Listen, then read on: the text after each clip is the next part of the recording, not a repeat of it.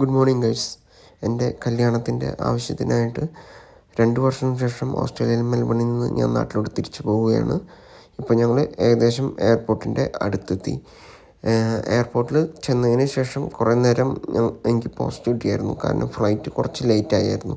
ഒരു 2 മണിക്കൂറോളം flight late ആണെന്ന് അറിയിച്ചു.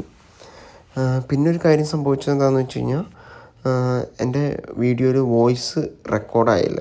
ഇവിടെയൊക്കെ ഞാൻ നല്ല വോയിസിൽ എടുത്തായിരുന്നു. ഈ മെൽബൺ എന്നുള്ളതൊക്കെ എയർപോർട്ടിൽ നല്ല രീതിയിൽ ഡെക്കറേറ്റ് ചെയ്തിരുന്നു.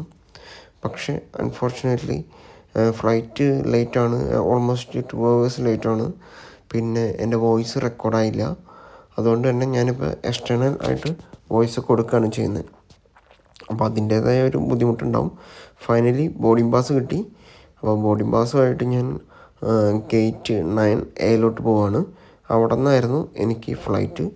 ഞാൻ ബുക്ക് ചെയ്ത ഫ്ലൈറ്റ് ബാറ്റിക് എയറിൻ്റെ മലിൻഡോ എന്ന് പറയുന്ന മലേഷ്യൻ എയർവേസിൻ്റെ ഒരു ഫ്ലൈറ്റാണ്. ഇത് ഇവിടെ നിന്ന് നമ്മുടെ മെൽബണിൽ നിന്ന് കോലാലംപൂർ, മലേഷ്യയിലെ കോലാലംപൂർക്കും അവിടെ നിന്ന് കൊച്ചിയിലോട്ടാണ്. ഞാൻ ഒരുപാട് പൈസ ലാഭിക്കാൻ നോക്കിയതുകൊണ്ട് തന്നെ എന്നിട്ടും എനിക്ക് അപ്പ് ആൻഡ് ഡൗൺ 1,00,000 സംതിങ് ആയി.